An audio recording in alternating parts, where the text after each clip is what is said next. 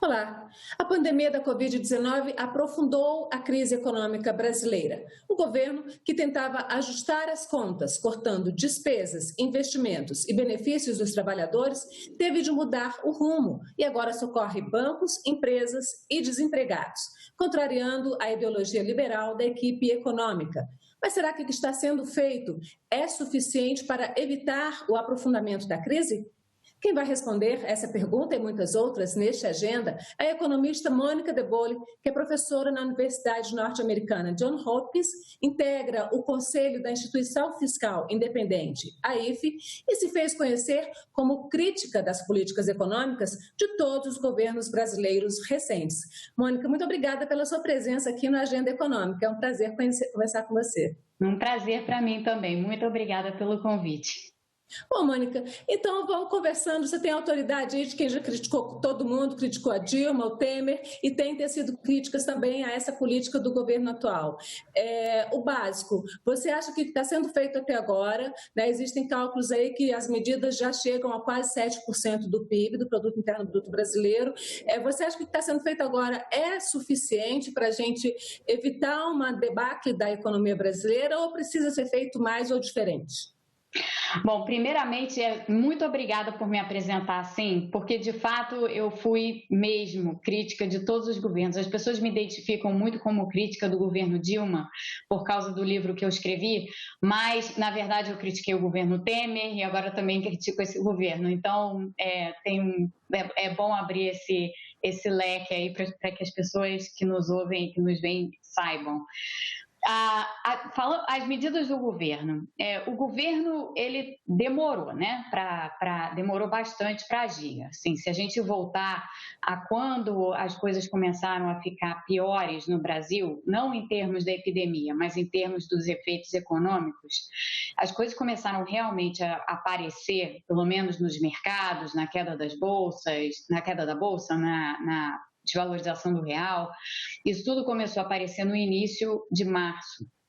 E naquela altura, o governo ainda estava meio que ausente por completo do que estava acontecendo e se passando no resto do mundo. Então, naquela altura, o governo ainda estava discutindo, a equipe econômica e o Paulo Guedes em particular, ainda estavam falando da agenda de reformas de longo prazo, ainda estavam falando de reforma administrativa, ainda estavam falando de PEC emergencial, lembrando que a PEC emergencial vai exatamente na contramão do que a gente precisa fazer nesse momento agora de crise.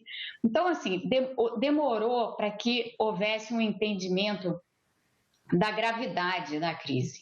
E a gente ficou ainda com essa discussão rolando durante algumas semanas, até que o governo de fato se desse conta de que a coisa era séria e que a crise ia bater no Brasil de uma forma muito grave, tanto a epidemia quanto a crise econômica, e que não dava para ficar parado, né? Tinha que começar a fazer determinadas coisas. O Banco Central agiu com um pouco mais de celeridade, então o Banco Central, que já estava num processo de redução de juros, começou a ver e começou a agir meio em consonância com outros bancos centrais, então começou a fazer diversas injeções de liquidez no mercado, mas o Ministério da Economia demorou.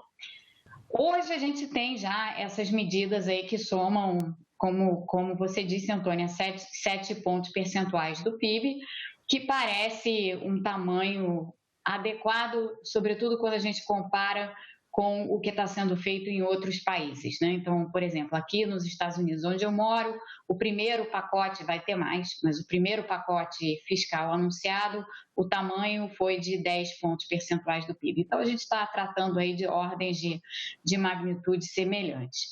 O problema que eu estou vendo é mais um problema de execução do que propriamente no desenho das medidas. Algumas medidas têm problema de desenho, sim, mas tem problemas de execução, eu acho, graves. Então, para citar um exemplo, a gente criou no Brasil esse programa, esse benefício da renda básica emergencial para atender a população vulnerável, aqueles que, por diversos motivos, não tem como se adequar perfeitamente ou não teriam como se adequar perfeitamente às medidas de quarentena por necessitarem dessa renda diária que recebem em trabalhos informais ou em trabalhos autônomos e tal.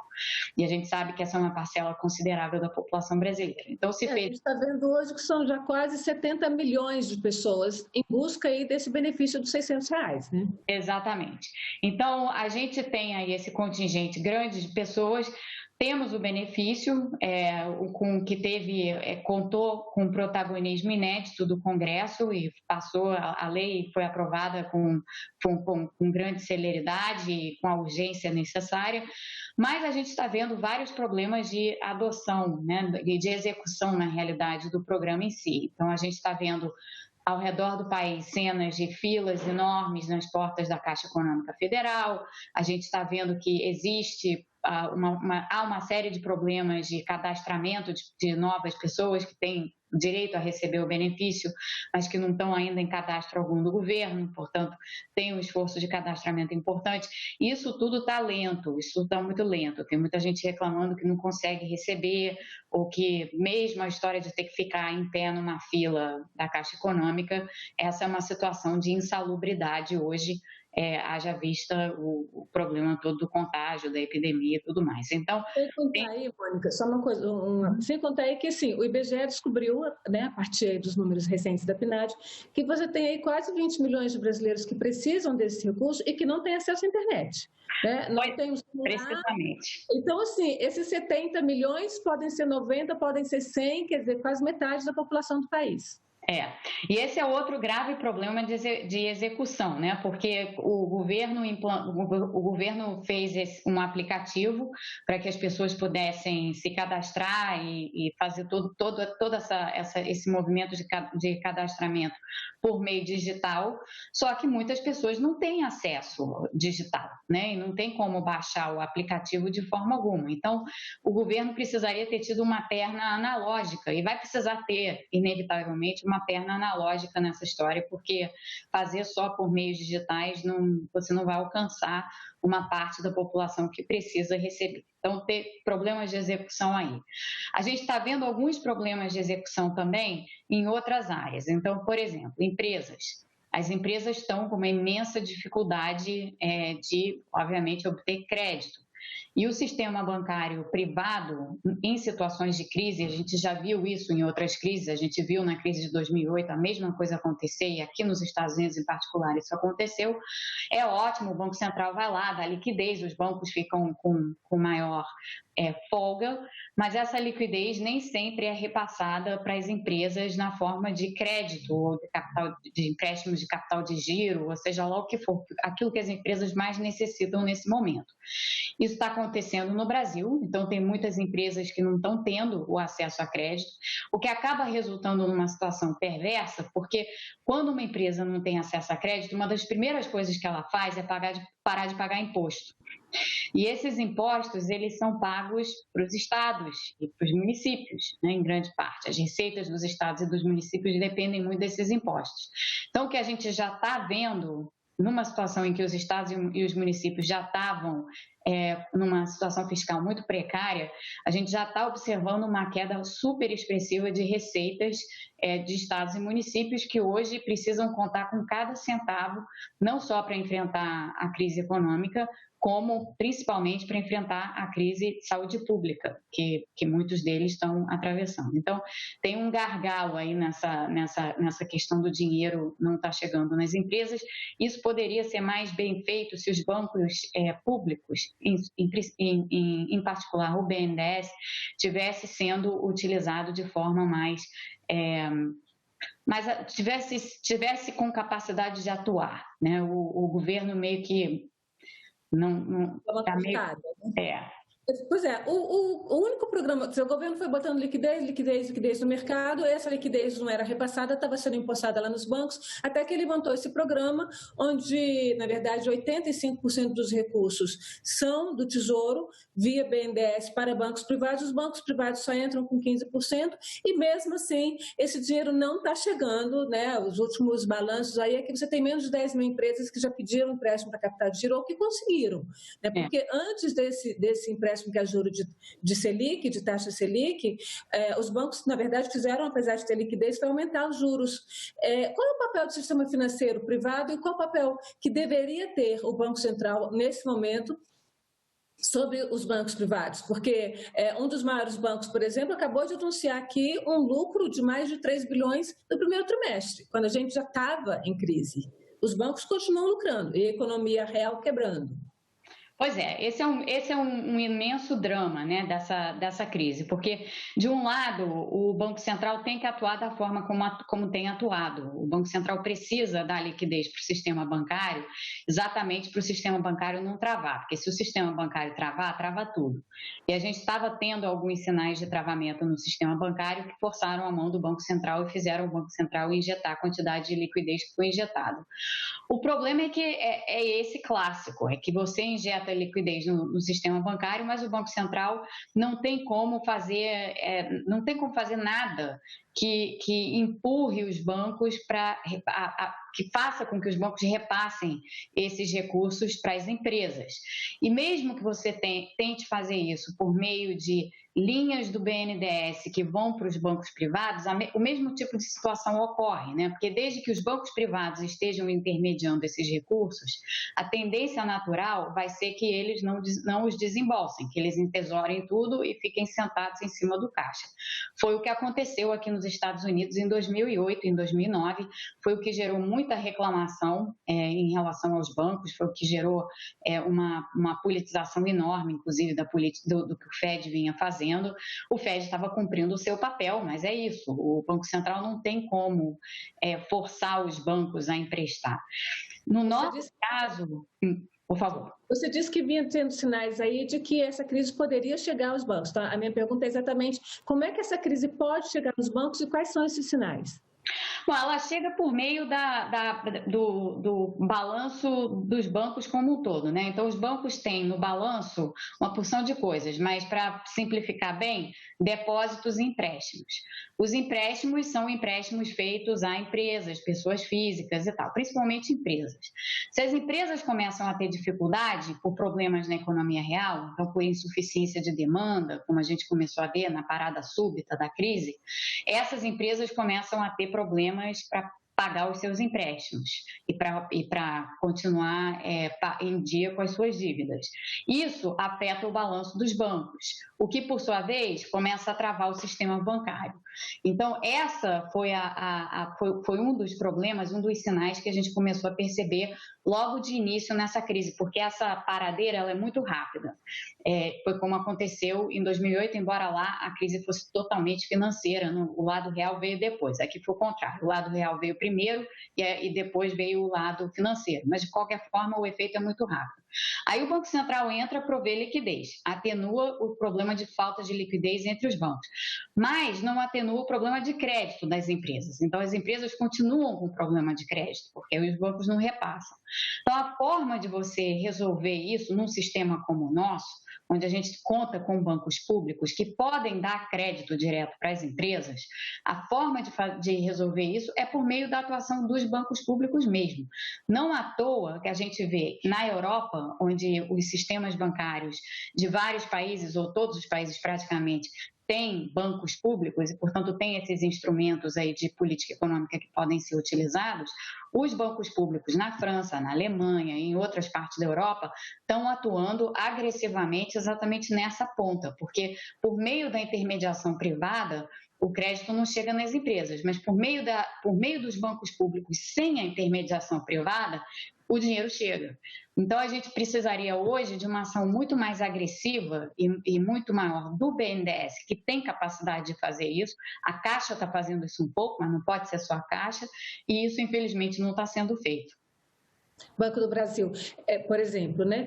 Agora, pegando um pouquinho, você falou lá no começo que não vai dar para sair disso tão cedo, que precisa fazer essas políticas de forma mais agressiva, deixar um pouco o projeto que o governo vinha antes, mas nos últimos dias o ministro Paulo Guedes tem falado que no segundo semestre retoma a agenda de privatização, retoma inclusive dos bancos, né? Parece, assim, a privatização da Caixa Econômica Federal estava sendo muito falada e o próprio presidente da Caixa Econômica Federal estava falando em privatizar determinados setores do banco, né? Então, ele fala que retoma essa agenda de privatizações, retoma a agenda do controle das contas públicas e ele está contando, para ele, o que vem mesmo de entra de recurso na economia é de privatização, é da iniciativa privada.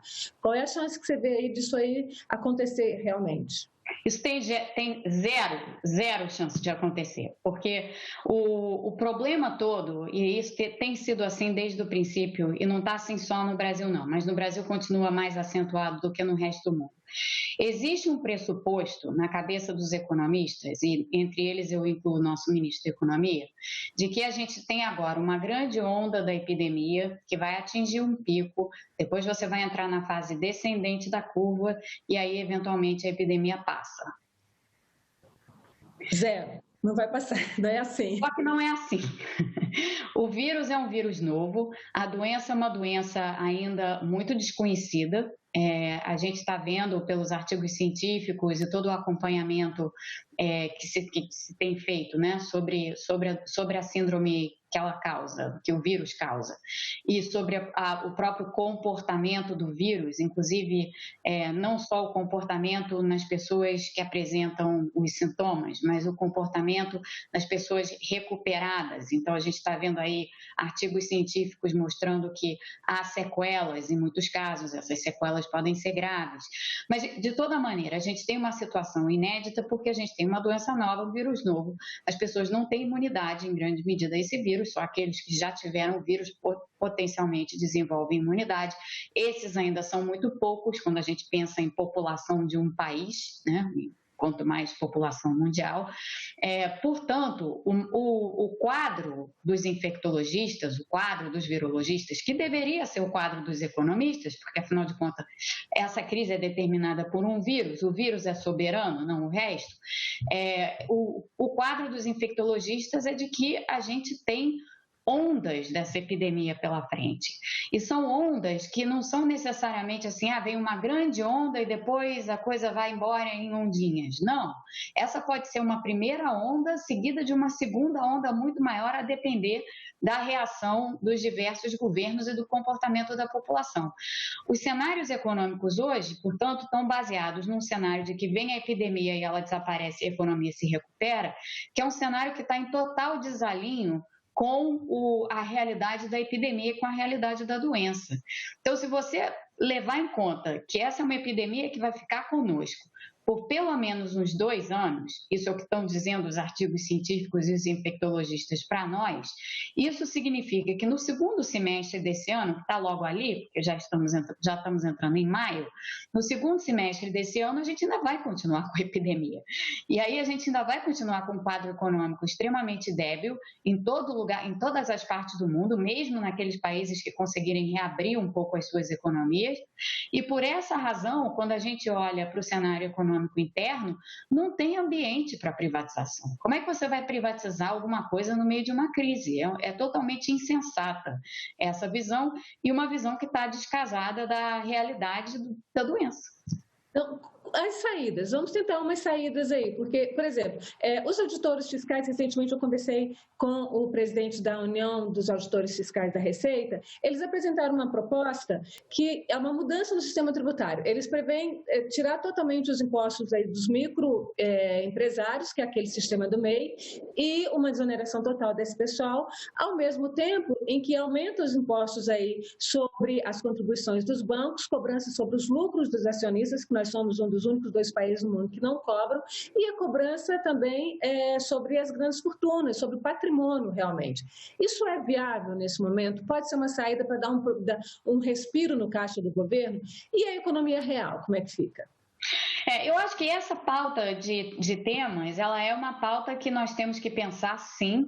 Não é uma pauta para o momento imediato, porque a gente ainda está na fase bem aguda da crise. Então, assim, não adianta a gente achar que hoje a gente vai conseguir aumentar imposto e arrecadar. Hoje a história é gasto, a história não é ainda tributação, mas vai chegar um momento em que você vai virar esse canal e a história vai ser mais tributação, ainda com gasto. Então, você vai ter que buscar na tributação os mecanismos de financiamento para o gasto, que hoje estão sendo feitos ou tem que ser feitos o financiamento tem que ser feito via emissão de dívida. Quando a gente chegar nesse ponto, a gente deveria já estar preparada, ou já ter preparada uma agenda de quais são as coisas prioritárias que a gente precisa fazer. Eu tenho falado bastante nessa questão da reforma tributária, não da forma como ela vinha sendo colocada antes da epidemia, então com foco muito grande na eficiência, também na progressividade do sistema, mas com foco muito grande na eficiência. Você tem que mais ou menos reequilibrar isso e olhar mais para a progressividade, mais do que tudo, na verdade, porque o grande problema nosso é exatamente esse. A gente tem diversas distorções no nosso sistema tributário que causam não só regressividade, mas que, para nós, na saída dessa crise, essa regressividade ela é muito penosa.